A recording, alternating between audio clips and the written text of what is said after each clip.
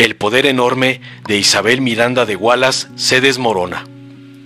Rosario Ibarra de Piedra fue la primera autoridad que abrió la puerta. Enriqueta Cruz, María Elena Cruz y Julieta Freire fueron recibidas en las oficinas de la entonces senadora para exponer su caso. Nadie más quería creerles. Estaban siendo víctimas de una monstruosa fabricación urdida, entre otros, por la poderosísima Isabel Miranda de Wallace. Julieta tomó la palabra y muy pronto le brincaron las lágrimas. Cuenta Enriqueta Cruz que estaba exaltada porque recordó los meses transcurridos en la cárcel junto con su madre Rosa Morales.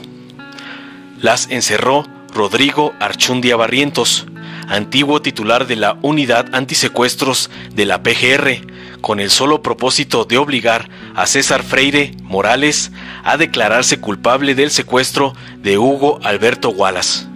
Julieta narró el tiempo que pasó lejos de sus hijas, también los maltratos que ella y su madre experimentaron y las torturas a las que estaba siendo sometido su hermano en el penal del Altiplano. Platicaba y lloraba, recuerda Enriqueta. De golpe volteó a verme y me dijo que se sentía muy mal. Entonces se derrumbó en mis brazos, mientras emitía sonidos extrañísimos. Los abogados de doña Rosario hicieron venir una ambulancia. Al llegar al hospital, los médicos informaron que Julieta Freire había sufrido un derrame cerebral. Enriqueta le ayudó a quitarse la ropa mientras, con voz delirante, repetía: «Soy inocente». La aclaración era innecesaria, ya que después de 10 meses en prisión, el juez de la causa las liberó porque las encontró inocentes. Julieta Freire falleció 7 días después, dejando huérfanas a 2 niñas pequeñas. Narra César Freire que el mismo día de la muerte de su hermana recibió en prisión visita de emisarios de Isabel Miranda. Con burla le informaron de la tragedia y luego lo torturaron, aunque ya había sucedido antes. Asegura que fue peor. Se ensañaron porque sabían que su ánimo estaba quebrado.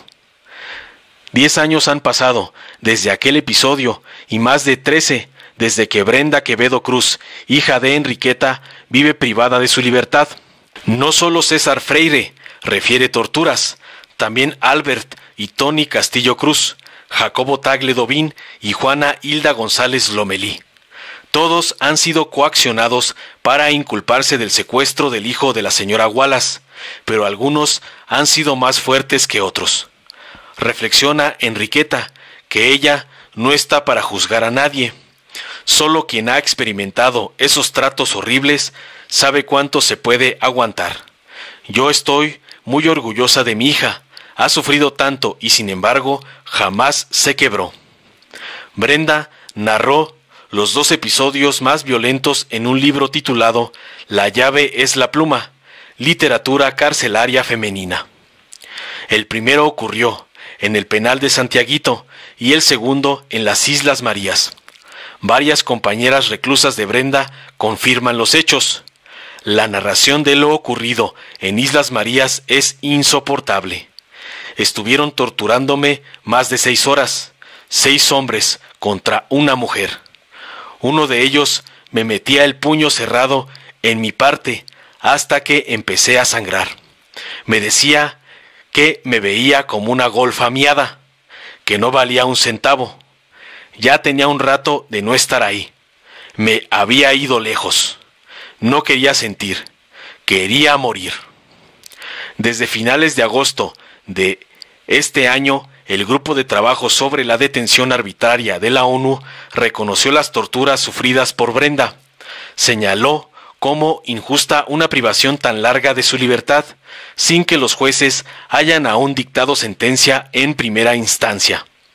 Este organismo recomendó que fuese puesta en libertad, que se le concedieran reparaciones y que se investigara a los responsables de la violación de sus derechos humanos. Durante la conferencia matutina, el presidente Andrés Manuel López Obrador dejó en claro que su gobierno toma como obligatorias las consideraciones de los organismos internacionales. Si tal cosa es cierta, pronto las víctimas del caso Wallace pisarán la calle y muchos de sus fabricantes ingresarán a prisión. La opinión de la ONU apunta directamente hacia los funcionarios de la PGR, que participaron en la invención de uno de los casos más monstruosos de la historia criminal mexicana. Vale la pena mencionar varios nombres. Osvaldo Jiménez Juárez, un empleado de Isabel Miranda, que según Brenda Quevedo participó en su tortura. Rodrigo Archundia Barrientos, actual fiscal antisecuestro del gobierno del Estado de México. Y Gualberto Ramírez Gutiérrez, ex titular del ASEIDO, lo mismo que los ministerios públicos Fermín Ubaldo Cruz, Braulio Robles Zúñiga, Hugo Guevara Puerto, Dax Everest García Vidal y Marta López Astorga. El juez Augusto Octavio Mejía Ojeda, quien sucumbió ante las presiones políticas y renunció a su responsabilidad como garante de la Constitución, debería encabezar la lista. Especial mención merecen obviamente Isabel Miranda Torres y su hermano Roberto Miranda Torres. Enriqueta Cruz habla por las demás víctimas. Nos hemos enfrentado al enorme poder político y económico que representa Isabel Miranda y siempre perdimos. Por una vez la hemos vencido. El caso de Brenda Quevedo es el primero donde los defensores de los desposeídos le ganan la partida a los abogados de privilegio. Quien presentó y ganó el caso ante el grupo de trabajo de la ONU fue la Defensoría de Oficio de la Federación. Enhorabuena, en el tren de la justicia federal las cosas sí están cambiando. Con estos precedentes, la cancha se va poniendo cada día más pareja. Por otro lado, la escritora Olga Warnant afirma que Miranda de Wallace fue cómplice de García Luna y debería estar en la cárcel. La periodista argentina Olga Warnant publicó en su cuenta de Twitter que Miranda de Wallace debería estar en la cárcel por criminal y torturadora y por ser socia de Genaro García Luna. Warnant retuiteó una publicación donde se acusaba a Brenda Quevedo Cruz del secuestro y asesinato de Hugo Alberto Wallace Miranda. Isabel Miranda de Wallace debe estar presa por criminal y torturadora. No la arrobo porque me tiene bloqueada. Fue socia de Genaro García Luna y sus policías narcos. Hay víctimas inocentes presas sin condena, escribió Warnant. El grupo de trabajo sobre la detención arbitraria de la ONU afirmó que Brenda Quevedo ha permanecido presa sin sentencia, por lo que su detención es arbitraria y se enmarca en categoría 3. Agregó que teniendo en cuenta todas las circunstancias del caso, el remedio adecuado sería la liberación inmediata de la señora Quevedo Cruz y otorgarle el derecho exigible a una indemnización y otras reparaciones de conformidad con el derecho internacional. Enriqueta Cruz Gómez presentó un documento en el que el grupo de trabajo sobre la detención arbitraria de las Naciones Unidas concluye que su hija Brenda Quevedo Cruz, procesada por el secuestro de Hugo Alberto Wallace Miranda, fue torturada y se encuentra detenida de manera arbitraria, pues lleva 15 años sin recibir sentencia de primera instancia. Informó Mr. Politicón. Nos vemos el próximo video. El siguiente es sobre el caso Wallace del 2009. A propósito del periodo de Calderón, la ONU, a través de un grupo de trabajo, solicita al gobierno de México que tome las medidas necesarias para remediar sin demora la situación de la señora Brenda Quevedo Cruz y ponerla en conformidad con las normas internacionales pertinentes, incluidas las declaraciones de la Declaración Universal de Derechos Humanos y el Pacto Internacional de Derechos Civiles y Políticos, que son porque hubo violaciones al derecho a un juicio justo de tal gravedad que se ha determinado que es de carácter arbitrario bajo categoría 3. Remedio adecuado, también solicitan un remedio adecuado hacia su liberación y otorgar el derecho exigible a una indemnización y otras reparaciones. Casualmente y coincidentemente nuevamente aparece este gobierno del señor Calderón junto con obviamente uno de los detenidos en Nueva York, el señor García Luna. ¿Qué responde ante esta postura de la ONU y solicitud? Que cumplimos todas las recomendaciones de la Comisión Nacional de Derechos Humanos y de organismos internacionales. Entonces, Gobernación, que ahora es una Secretaría para la Protección de los Derechos Humanos, que ya no es la misma Secretaría de antes, va a hacerse cargo y cumplimos con esa recomendación. Se va a cumplir si está en los términos que tú señalas. El Estado mexicano tiene que reparar los daños y tiene que cumplir con las recomendaciones de organismos internacionales. Estamos inscritos en todos los organismos que tienen que ver con la defensa de los derechos humanos. Se abrió el país para que puedan estos organismos observar el comportamiento del gobierno de México en esta materia y en todo. No vamos a utilizar la excusa de la defensa de nuestra soberanía o de nuestra independencia para limitar el que organismos de derechos humanos puedan actuar con libertad en México. No es violatorio de nuestra soberanía el que puedan estos organismos participar. En el caso de torturas, masacres, desaparecidos, uso excesivo de la fuerza, autoritarismo, represión, estamos abiertos al escrutinio público mundial y aceptamos todas las recomendaciones de estos organismos, sobre todo lo que tiene que ver con la ONU, con organizaciones internacionales serias. Incluso, presidente, en este mismo tema, porque la ONU también insta a investigar completa independiente las circunstancias que rodearon esta privación de la libertad de esta persona que está presa todavía. Sí, también investigar. Sí, en este caso hay seguramente denuncias en la Fiscalía y hay que pedir informes a la Fiscalía General, porque se debe estar investigando el caso. Había un ambiente en ese sexenio de mucha represión, de mucho autoritarismo, de querer resolver los problemas con el uso de la fuerza. Era el diente por diente, ojo por ojo. Era eliminar, masacrar, pensando que con eso se iba a resolver el problema. Bueno, por eso fue que declararon la guerra. Imagínense, enfrentar un problema que tiene como origen la desigualdad social, la pobreza, la desintegración de las familias, la pérdida de valores, querer enfrentarlo con mano dura, con represión, sometiendo, pues es una mentalidad muy autoritaria, y no quiero decir lo otro, lo diría en extremo autoritaria. No había ninguna consideración, revisen los discursos de entonces, para enfrentar el problema, por ejemplo, atendiendo a los jóvenes. No se vinculaba, eran como dos mundos.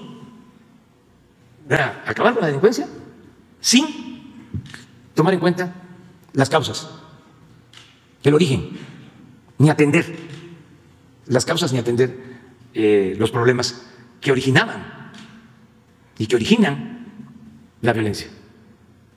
Pues lo único que hicieron graciosamente, eso en el sexenio pasado, fue acuñar la frase de ninis, ni estudian ni trabajan. Y eso lo dijo un funcionario que fue hasta rector de la UNAM, una vergüenza.